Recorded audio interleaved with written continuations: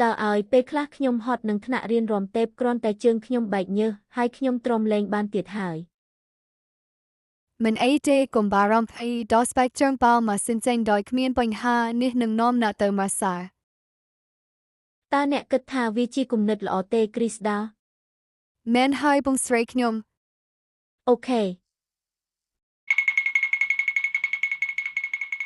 នឹងហើយខ្ញុំសង្ឃឹមថាអ្នកអាចម៉ាស្សាឲ្យខ្ញុំបាន មែនហើយខ្ញុំសង្ឃឹមថានឹងម៉ាស្សាជើងរបស់អ្នកមីណា ម៉ាស្សាបានល្អណាស់ Chris Down អរគុណ